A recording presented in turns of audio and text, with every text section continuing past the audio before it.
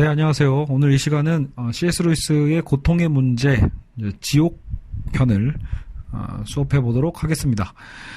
이제는 이제 벌써 고통의 문제도 막판을 향해 다가가고 있어요.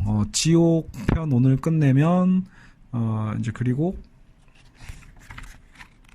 아직 까먹었네요. 동물의 고통. 동물의 고통과 마지막으로 이제 천국을 다루고 끝이 납니다.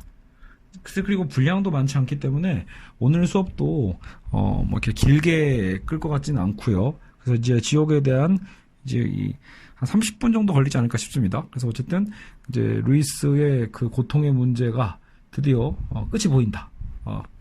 그동안 여기까지 따라오신 것만으로 해도 정말 대단하다. 다들 어려운 길을 걸어오신 것 같습니다. 사실 루이스의 책이 확실히 저도 기억이 나요. 순전한 기독교를 처음 읽었을 때는 정말 감동적이었거든요. 이런 기독교계에도 이런 천재가 있구나, 이런 생각이 들었었는데, 그래서 이제 순전한 기독교 재밌다고 고통의 문제로 갔다가, 고통의 문제는 확실히 독해야 하는 게 좀 어려워서 처음에는 굉장히 뜨문뜨문 읽었던 기억이 나거든요. 그래서 저도 이제 어떻게 보면 이렇게 수업을 한다라고 작정을 하고, 그래서 이제 2번, 3번 읽고 정리하다 보니까 그나마 좀 더 정확하게 이해하게 된 게 아닌가 싶습니다. 그래서 제가 이 부분들을 여러분들에게 얼마나 더 쉽고 정확하게 전달해 드리는가가 관건이겠죠. 네, 조금이나마 도움이 되었으면 좋겠습니다.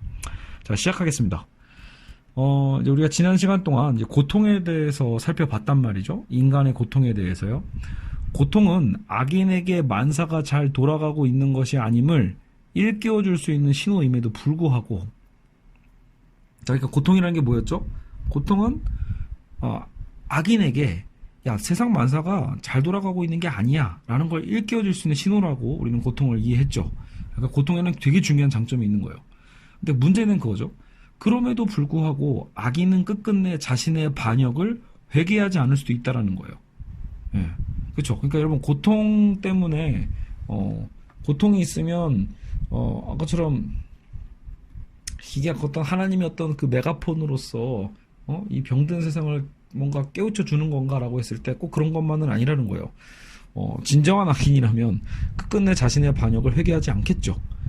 인간에게 자유의지가 또 있는 만큼 자유의지라는 하나님의 선물은 이중적인 효과를 가질 수밖에 없어요. 자유의지가 우리에게 어쨌든 자유를 주는 만큼 단점도 생길 수밖에 없는데, 바로 그 중 하나가 이런 거죠. 끝까지 회개하지 않을 자유도 우리에게 있다라는 거예요. 즉, 세상을 구속하려는 하나님의 수고가 모든 영혼에게서 열매를 거두리라는 보장은 없다는 사실을 우리는 명심해야 됩니다. 세상을 구속하려는 게 하나님의 어쨌든 그 수고로움이고 하나님의 목적이시지만, 그렇다고 모든 영혼에게서 열매를 거두리라는 보장은 결코 없다는 거죠. 그래서 지옥의 교리가 필요한 겁니다. 지옥의 교리가 그래서 존재하는 거다라고 이해하시면 됩니다. 인간 스스로 끝까지 자신을 포기하지 않는 상태에서 어떻게 될 것인가에 대한 그 결과가 필요하다라는 거죠. 안 그래도 루이스도 이미 이 당시에 이 지옥에 대한 그 교리가 얼마나 인기가 없는지에 대해서는 충분히 인지를 하고 있었거든요. 요즘은 더 그렇죠. 예. 최근 여러분 이제 기독교의 교리를 이제 설교하는 과정에서도 천국과 지옥이라는 이분법을 정말 대놓고 이렇게 설교하는 경우는 이제 많지가 않습니다. 왠지 세련돼 보이지가 않잖아요. 그죠? 지금 시대는 이제 더 이상 너 안 믿으면 지옥 갈 거야, 예수 믿으면 너는 천당 갈 거야 라고 말하는 이런 이분법적인 어떤 이 전달 방식이 오늘날 이렇게 다원화된 시대와 또 이제 각자의 자유와 주체성이 중요한 시대에서는 굉장히 독단적으로 보이고, 오히려 굉장히, 왜 우리 한국 사람이라면 다 이해하시겠지만 서울 명동에 나가면 예수천당 불신지옥을 아직도 외치시는 분들이 있는데, 그분들에 대한 이미지가 굉장히 안 좋잖아요. 그러니까 그렇게 보여진다라는 거죠. 그런 부분에 대해서 루이스도 이미 알고 있었다라는 거죠. 충분히 그런 이미지가 있다라는 거. 자, 근데 문제는요, 그럼에도 불구하고입니다. 그럼에도 불구하고 지옥의 교리는 어쨌든 꼭 필요하다라는 거. 왜냐하면 하나님이 주신 자유의지를 통해서 결국은 하나님이 우리를 불러 돌리키기 위한 그 고통이라는 장치조차도 철저하게 거부하고 배제하는 그 사람들이 있기 때문이라는 거죠. 자기를 양도할 수 있는 주체는 오직 그 피조물 자신으로서 그는 그 일을 거부할 수 있다. 모든 사람이 구원을 받는다면 물론 좋겠죠. 근데 그렇지만 정작 그들의 의지와 상관없이 구원을 얻는다는 것은 결국은 부조리할 수밖에 없습니다. 그러니까 결국은 여러분 만약에 만인 구원설이라는 것도 있지만 자 모든 사람을 구원한다고 해도요. 정작 그들의 의지와 상관없이 구원을 얻는다라면 그건 구원이라고 볼 수가 없죠. 자유의지 없이 구원받는 게 그것이 구원이니까 본인은 여전히 사실상 뭐예요? 지옥에 갈 만한 그 악행과 악한 마음을 갖고 있는데 말이죠. 결국 지옥에 대한 주님의 말씀은 우리의 지적 호기심을 채우기 위해 존재하는 게 아닙니다. 우리의 양심과 의지를 일깨우기 위해서 결국은 주어진 것이 이 지옥에 대한 교리인 거죠. 그렇죠? 여러분 결국은 우리가 인정은 해야 돼요. 지옥에 대한 이미지를 우리가 갖게 됨으로써 우리는 지금도 더 바른 행동과 바른 양심을 갖기 위해서 노력할 수 있게 되는 건 사실이거든요. 지옥과 같은 무시무시한 가능성 때문에 아무도 여러분 솔직히 만약에 지옥이 진짜 있든 없든 간에 있다라고 만약에 전제를 하면 정말 가기 싫잖아요. 무시무시한 가능성으로 인해 지금 우리의 행동을 이끌 수만 있다면 이 지옥이라는 교리, 이 말씀은 원래 의도를 다 성취하는 거다라고도 루이스는 얘기하고 있습니다. 그렇죠. 사실 여러분 칸트가 실천이성 비판에서 신을 요청한다라는 것도 바로 이런 개념이에요. 똑같죠. 엄밀하게 보면 칸트도 실천이성 비판에서 순수이성 비판에서는 칸트도 별로 그 신에 대한 존재에 대해서는 입증할 수 없다라고 얘기해 놓고도 실천이성 비판에서는 윤리 영역에서만큼은 신을 그래도 필요로 하거든요. 그 이유가 뭐냐면 지금 우리의 현실의 삶에서 바른 행실, 우리가 결국은 인간의 존엄성을 그 자체로서 행할 수 있는 그 의지가 솔직히 신이 있다라는 전제 하에서 더 강해지기 때문이죠. 그래서 칸트도 우리가 현실의 삶을 살기 위해서라도 우리 현실의 삶을 윤리적으로 바르게 살기 위해서라도 신을 요청하듯이 이 지옥에 대한 교리 또한 마찬가지라는 걸 알 수 있습니다. 지옥이라는 개념이 있어야 우리는 지금 현실의 삶을 더 의미 있게 더 경각심을 갖고 살아갈 수가 있는 거죠. 따라서 지옥에 대한 교리를 야만적이라고 하고 그리고 하나님의 선함의 이의를 제기하고는 하는데 정작 이 교리를 믿지 않을 때 찾아오는 비극에 대해서는 말을 아끼는 경우가 많다라는 거예요. 그러니까 지옥에 대한 교리가 야만적이고 하나님의 선한 자가 정말 맞느냐, 정말 선하다라면 우리를 왜 지옥에 보냈느냐, 왜 자기 친히 만든 피조물을 지옥에 보내는가라고 비판하는 사람은 많지만 정작 이 지옥에 대한 교리를 믿지 않았을 때 찾아오는 그 비극이 무엇인지에 대해서는 생각하지 않거나 혹은 어렴풋이 알더라도 그 말 자체를 아끼는 경우가 많다라는 거예요. 따라서 루이스는 지옥에 대해 비판하는 논거에 대해 다시 반박을 하면서 재반박을 함으로써 왜 지옥에 대한 교리가 필요한지를 입증하고자 하는 겁니다. 자, 그래서 루이스는 오늘 이 지옥편에서 4가지, 5가지인가요? 네. 5가지의 결국은 반박, 5가지의 지옥에 대해 비판하는 논거를 들고 거기에 대해 재반박하는 것을 보여주고 있습니다. 자, 하나씩 살펴보죠. 첫 번째는 응보적 처벌이라는 개념 자체에 대해 반대하는 경우입니다. 즉 복수라는 거죠. 아니 어떻게 눈에는 눈 이에는 이에처럼 응보적 처벌이라는 개념 자체에 대해서 좀 야박하고 그리고 잔인하다라고 반대하는 경우가 있다라는 거죠. 자, 그러나 여러분 생각해 보자라는 거죠. 정말 한 인간이 끝까지 회개하지 않는다는 상황을 가정해 보자라고 루이스는 얘기합니다. 정말로 한 인간이 끝까지 회개하지 않고요. 온갖 악한 행동을 다 하면서도 본인은 양심의 가책을 안 느껴. 양심의 가책 없이 평생 즐겁게 사는 악인에게 정말 그런 사람에게 영원한 세상에서 어떤 운명에 처하도록 하기를 우리는 바랄 것인가라고 루이스는 묻고 있는 겁니다. 자, 쉽게 얘기해서 뭐 정치적으로 좀 예민할 수도 있겠지만 결국 여러분 지금 우리가 지금 민주화의 그 운동에서 볼 때도 전두환 같은 독재자들이 있잖아요. 결국은 광주 민주화 운동에 대해서 학살을 자행했던 전두환 같은 경우에도 전혀 어떤 반성도 회개도 하지 않죠. 인정도 하지 않고 있고요. 그래서 결국 본인은 벌써 늙어 죽을 때까지 이미 천수를 다 누리고 있는 거죠. 그러니까 만약에 이렇게 생각해 볼 수 있는 거예요. 그러니까 만약에 전두환 같은 독재자가 말년에 그래도 무언가 회개하고 진심으로 뉘우치고 뭔가 사죄함으로써 설령 용서를 그 당시 이 광주 유족들에게 끝까지 받지 못한다 하더라도요. 만약에 전두환이 그걸 진심으로 회개한다면 최소한 하나님은 그 회개를 받아주실 거다라는 거죠. 근데 문제는 뭐냐면 현재 그럴 마음이 없어 보여요. 그죠? 전혀 자신의 죄를 인정하고 있지 않으니까요. 그럼 만약에 전두환처럼 결국은 양심의 가책도 안 느끼고 슬픔도 없고 가책도 없는 상태에서 그냥 평생 잘 살다가 그렇게 죽어버렸을 때 정말로 우리는 그런 사람들을 불쌍히 여길 거냐라는 거예요. 응보적 처벌이라는 개념 자체가 정말로 야박하다고 여러분은 얘기하실 겁니까? 아니겠죠. 만약에 그러면 그 사람이 자 죽고 나서도 심지어 천국에 가. 자신의 악한 마음 그들을 다 가지고 그 상태 그대로 천국에 간다라는 것이 과연 의미가 있을까요? 그러면 그게 정말 천국일까요? 그죠? 우린 그걸 바라지 않죠.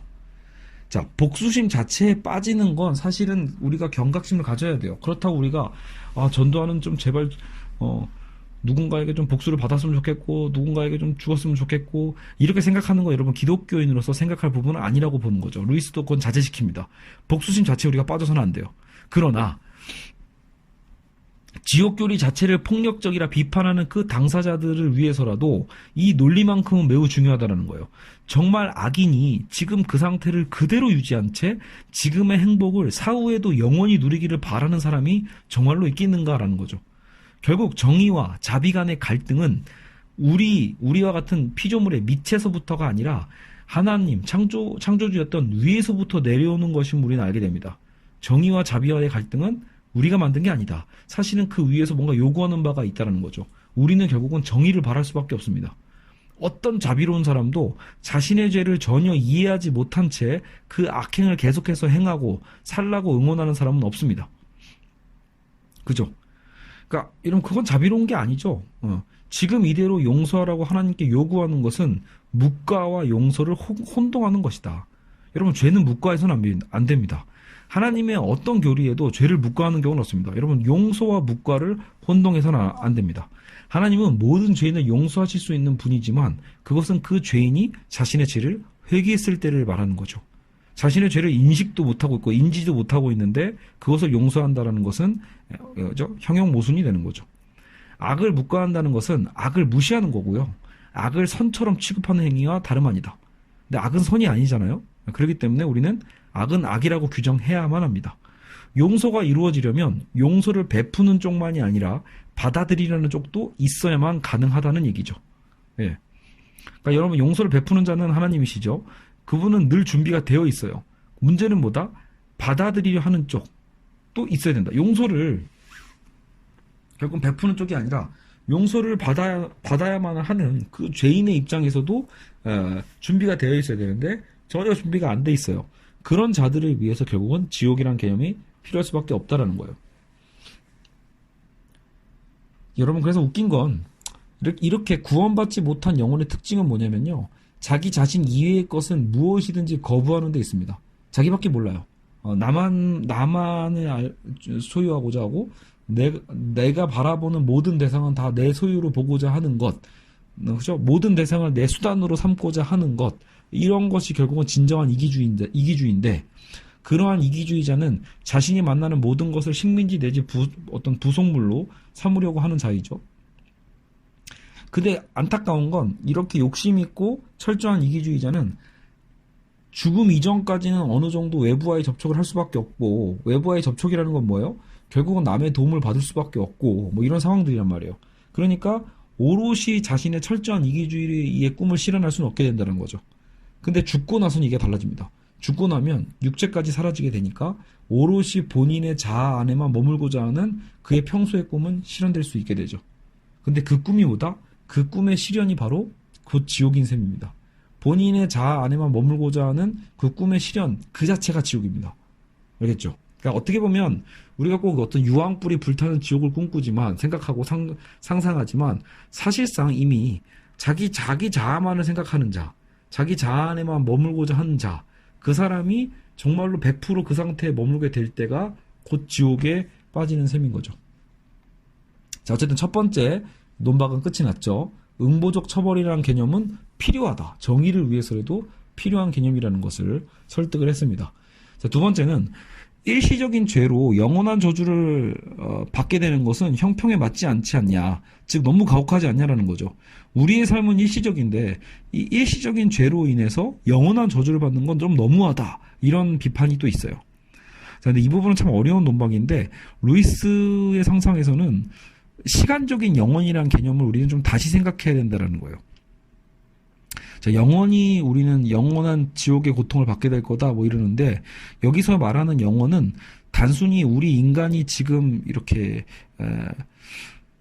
잘해봤자 3차원적인 관점이잖아요. 그러니까 단순한 시간의 연장으로 봐서는 안 된다는 거예요. 영원하다라는 건 단순히 지금 우리가 느끼고 있는 그 시간의 연장이 아니라 영원은 선의 개념으로 보지 말고요. 그러니까 우리가 그 점선면할 때 그 선 있죠. 영원이라는 것을 어떤 선의 개념으로 보지 말고 면이나 입체라고 생각해야 된다라고 루이스는 얘기를 합니다.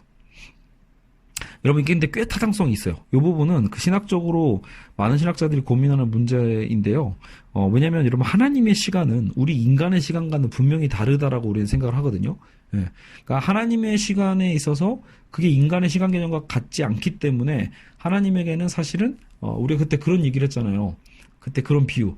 베드로는 사실상 지금도 어찌 보면 영원히 그 하나님의 입장에서요. 하나님의 입장에서의 하나님의 시간에서는 베드로는 지금도 계속해서 자기 그 예수님을 부인하는 그 시간 속에 여전히 머물고 있는 그 모습은 그대로 보일 수 있다라는 식으로 얘기한 것처럼 시간 개념이 다르다. 하나님의 시간과 우리의 시간이 다른 것처럼 그럼 하나님이 말하시는 그 영원에 있어서도 우리는 단순히 우리 인간의 그 시간적인 선의 개념이 아니라 명과 입체적 개념으로 상상해 보자라는 거예요. 즉 인간의 전 실제는 입체 형태로 그려봐야 된다. 우리 인간의 전 실제라는 것은 입체 형태로 그려봐야 되고 그 입체는 누가 만드시죠? 하나님의 작품인 거죠. 그 입체가요 곧.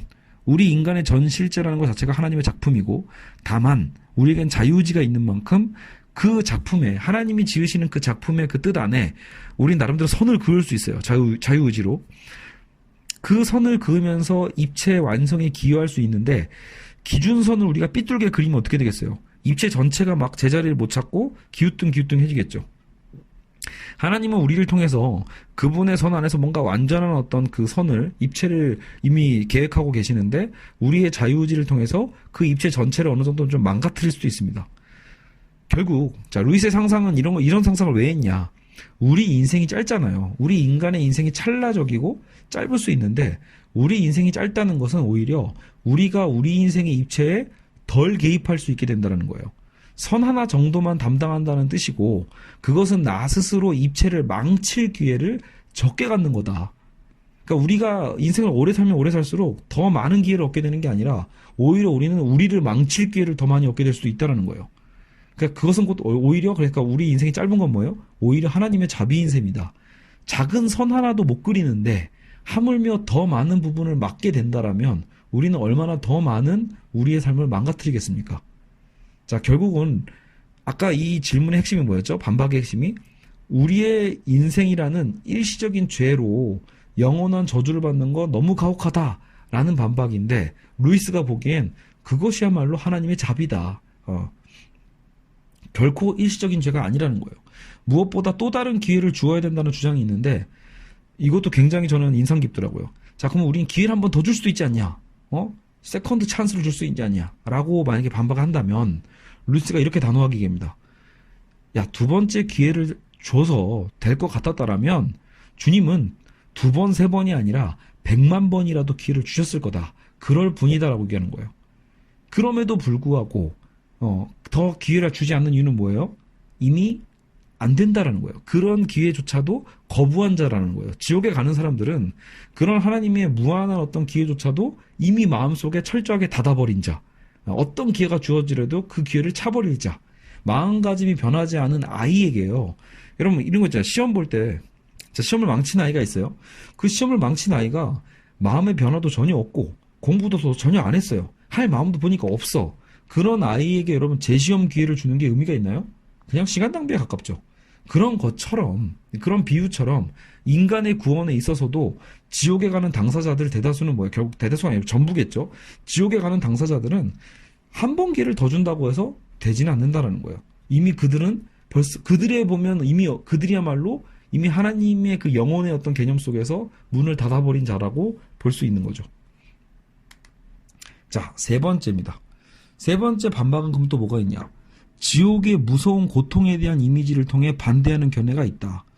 그러니까 지옥의 무서운 고통에 대한 그 이미지가 너무 잔인하고 어떤 이런 부분에 대한 이미지에 대한 반대죠. 근데 사실 이 부분이 사실 저도 제일 독해하기 좀 어려웠던 부분이에요. 좀 애매하거든요. 그러니까 이 쟁점이 좀 정확치는 않아요. 그 자체로만 그냥 살짝 여러분 이미지만 말 그대로 좀 읽어갑시다. 세 번째는요. 자, 지옥은 세 가지 상징이 있다라는 거예요. 지옥을 우리가 이미지를 그릴 때 세 가지의 상징을 그리는데 첫 번째는 형벌. 아까 우리가 죄를 지었잖아요. 죄를 지은 거에 대한 벌로서 형벌의 상징이 첫 번째고요. 두 번째는 지옥은 파멸의 상징이에요. 없애버리는 거죠. 파멸의 상징. 세 번째는 추방과 배제의 상징이에요. 지금 이 장소, 하나님의 어떤 자녀된 장소에서의 추방과 배제의 의미로서 지옥이 있죠. 그러니까 지옥은 세 가지 이미지가 있다. 형벌, 파멸, 그리고 추방과 배제. 자, 근데 보통 지옥불의 이미지는 파멸의 개념을 의미한다는 거죠. 우리는 이 상징들과 사실을 근데 직시해만 한다. 그러니까 이것을 그냥 단순히 지옥불의 이미지는 그냥 무섭다. 무섭지만 과장적이다. 이런 느낌으로만 보지 말고 어쨌든 이 상징들이 말하고자 하는 바를 우리는 직시해야 된다라는 거죠. 이미지를요. 그리고 여러분 파멸은 멸절이 아니다. 파멸이라고 말하는 것은 정말로 완전히 무언가 사라진다는 게 아니라는 거. 파괴된다는 것은요. 다른 무언가가 출현한다는 뜻이기도 합니다. 무슨 소리냐면 여러분 나무를 태우면은 나무가 사라지는 건가요? 아니죠. 나무를 태우면 그래도 가스가 생기고 열이 생기고 최소한의 재가 생기죠. 재로 남는다라고 하는 것처럼 말 그대로 무언가가 남아요. 결과적으로 이 비유를 루이스 같은 이유도 뭐예요? 구원받지 못한 자들은 완전히 무위로 돌아가는 게 아니라는 거예요. 우리는 자꾸 지옥에 대한 이미지를 무시하게 되면 어떻게 돼요? 지옥에 대한 고통에 대한 이미지를 너무 가볍게 생각하거나 결국 우리가 죽으면 무위로 돌아가게 돼 이렇게 잘못된 생각에 빠지게 되거든요. 그래서 지옥의 이미지는 필요한 거예요. 구원받지 못한 자들은 무위로 돌아가는 게 아니라 심지어는 인간을 위해 준비된 곳이 뭔가 남겠죠. 나무가 타면 재가 남는 것처럼 결국은 구원받지 못한 자들도 멸절되는 게 아니라 무언가가 남는다. 문제는 뭐냐면 천국은 인간을 위해 준비된 곳이고 지옥은 인간을 위해 준비된 곳이 아니에요. 지옥은 결국은 인간성의 박탈입니다. 천국에 들어가는 것은 이 땅에서 살 때보다 더 인간다워진다는 것이고요. 지옥에 들어간다는 건 인간성을 박탈당한다는 의미라고 해석하시면 됩니다. 결국 지옥에 던져지는 건 인간이 아니라 인간의 잔해일 뿐이다. 아까 나무의 잔해가 남는 것처럼 결국 인간이 지옥에 간다라는 건 인간성을 박탈당하고 인간의 잔해로서 떨어지는 거다. 결국 무의가 아니고, 알겠죠? 그래서 일단 지옥에 대한 고통에 대한 그 이미지는 필요하다라고 이제 설명되어집니다. 자, 네 번째 근거로 가볼게요. 자, 네 번째 근거는 사랑하는 사람이 지옥에 있다면 천국에서 행복하게 지낼 수 없을 거라는 반대 의견입니다.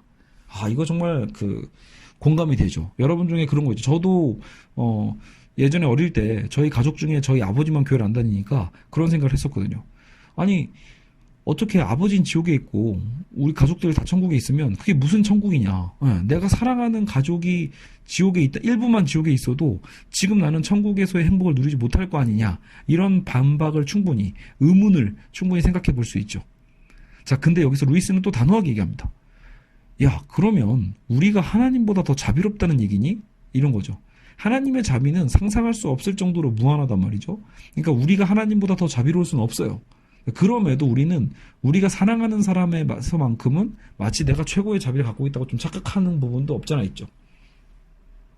자, 그리고 무엇보다 루이스의 진정한 답변은 또 뭐냐면 이것도 역시 어려운 부분이에요. 아까 우리 시간 개념과 비슷해요. 시간을 아까 영원이란 개념을 우리가 선이 아니라 입체로 생각하자고 했던 것처럼 루이스는 이런 네 번째 우리의 반박에 대해서 이런 거 있죠.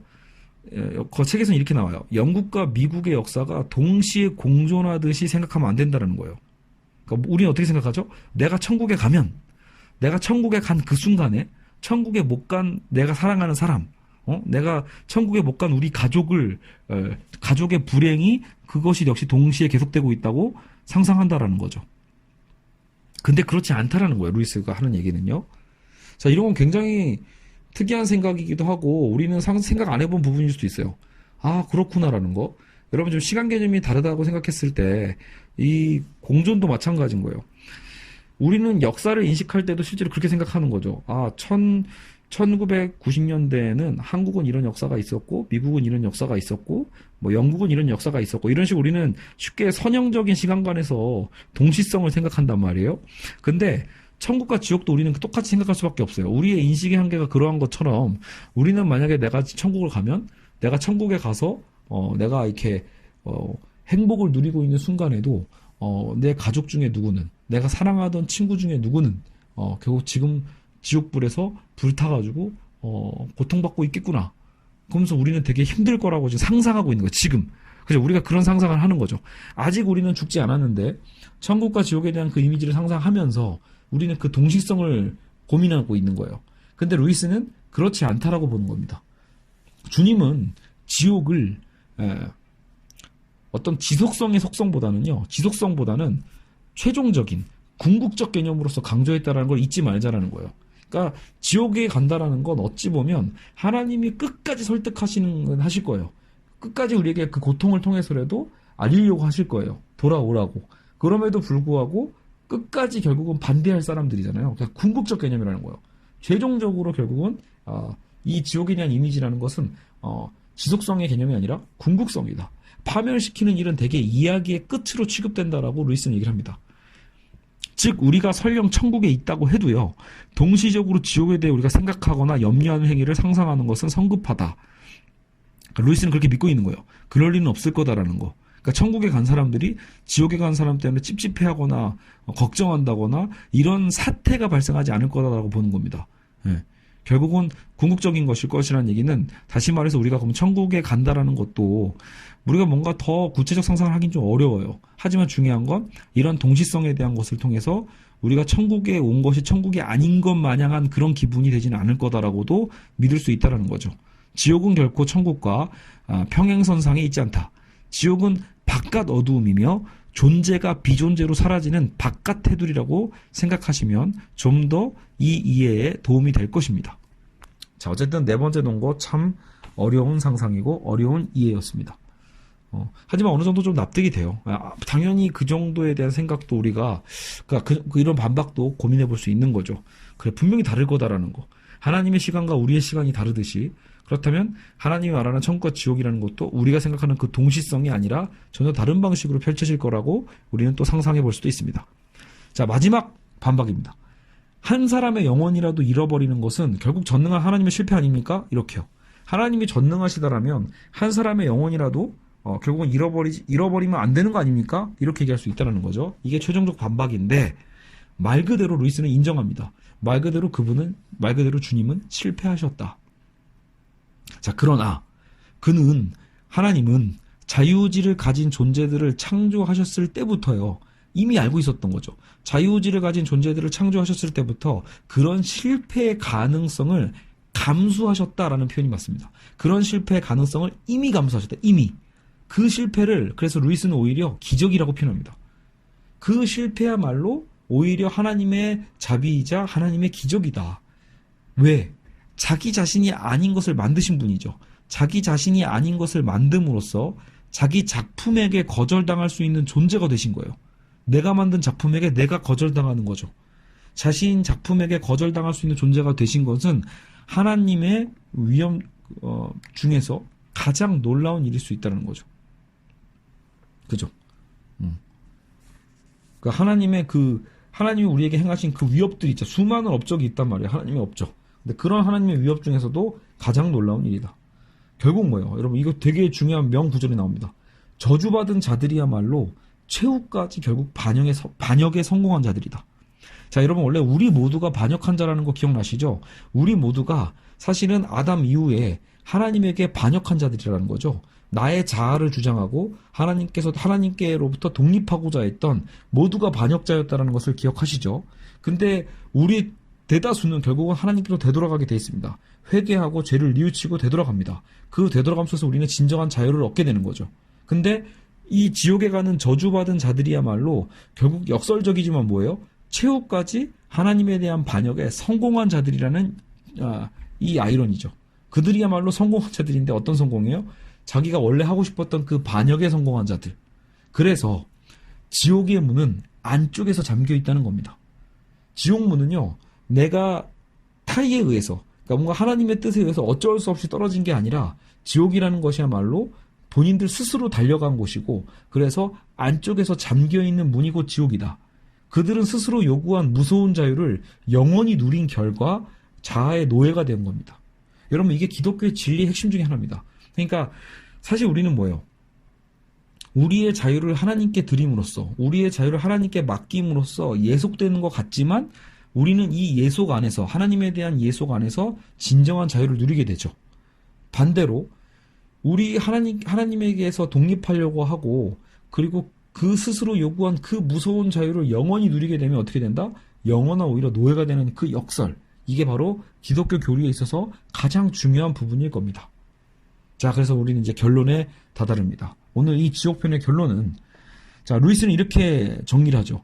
지옥의 교리에 반대하는 모든 자들에게 루이스는 이렇게 질문을 하고 답변합니다. 자, 첫 번째, 지옥의 교리에 반대하는 자들은 그들이 과거에 지은 자, 그러니까 지옥에 갈 자들이죠. 그들이 과거에 지은 죄를 좀 씻어달라. 그리고 당신은 기적을 일으킬 수 있지 않냐. 기적을 통해서 새 출발할 수 있게 해달라고 요청한다라는 거죠. 그랬을 때 이렇게 바로 답변이 가능합니다. 하나님은 이미 갈보리에서 그렇게 하셨다. 이미 죄를 씻어주셨고 이미 기적을 통해 새 출발할 수 있게 해주셨다. 이미 과거형이 되는 겁니다. 예. 더 달라고 하지 말라라는 거예요. 달라고 할 이유가 없죠. 이미 주셨기 때문에. 하나님은 이미 갈보리에서 과거의 지은 죄를 다 씻어주셨고요. 그리고 심지어 그 기적, 말도 안 되는 기적을 통해서 새 출발할 수 있는 기회도 이미 주셨습니다. 근데 거기에 대다가 또 기적을 통해서 새 출발할 수 있게 해달라고 하는 것은 말이 안 되는 말이죠. 두 번째, 그럼 그들을 용서해 주라는 겁니까? 정작 중요한 건 그들이 용서받을 마음이 현재 없다라는 게 문제입니다. 왜 그들을 용서해 주지 않습니까? 라고 해봤자 정작 그들이 용서받을 마음이 없는데 어떻게 용서를 해줍니까? 자, 그리고 세 번째, 그러면 그들을 내버려 두는 겁니까? 맞습니다. 하나님은 이제 유감스럽게도 지금 그렇게 하고 계시는 겁니다. 그들을 내버려 두심으로써 결국은 그들 스스로 가고자 하는 지옥으로 내버려 두시는 거죠. 그래서 우리는 지옥에 대해 논의할 때, 우리는 오늘 지옥에 대해서 논의해 봤어요. 30분간. 자, 지옥에 대해 논의할 때 근데 주의할 점은 뭡니까? 우리는 지금 이 지옥에 대한 스토리를 얘기하면서 우리도 모르게 아까 제가 전두환 사례를 들었지만 결국은 뭔가 우리보다 더 악할 것 같은 어떤 수많은 타자들을 생각하면서 원수들이나 친구들이나 어떤 가족들에 대한 걱정을 하듯이 우리는 그런 지옥에 대한 저주를 생각했지만 그래서는 안 된다라는 거예요. 진짜 중요한 건 뭐예요? 이 지옥에 대한 스토리, 이 장의 이야기들은 내 가족이나 가룟 유다와 같은 어떤 그런 모델들에 대한 것이 아니라 바로 나 자신에 대한 이야기라는 것을 루이스는 강조하면서 마무리를 하고 있습니다. 즉 우리 스스로에게 얘기하는 문제라는 거죠. 이 지옥이라는 장은 나에게 적용하셔야 됩니다. 나 자신에게. 내가 설령 그러고 있지는 않은가. 내가 지금도 하나님에게 그렇게 반박하고 있는 것은 아닌가. 그런 부분으로 우리는 생각해 보시면 될 것 같습니다. 그래서 오늘 우리는 5개의 반박과 그 5개에 대한 그 재반박을, 루이스의 재반박을 살펴보고 그래서 왜 지옥이란 교리가 필요할 수밖에 없는지를 살펴보았습니다. 그리고 우리는 이 지옥을 통해서 우리는 하나님의 공의와 그리고 그 사랑에 대한 부분이 얼마나 중요한지를 생각해 보았습니다. 자, 오늘은 여기까지만 하겠습니다. 자, 다음 시간에 이제 그러면 우린 동물의 고통에 대해서 또 짧게 다뤄보도록 하겠습니다.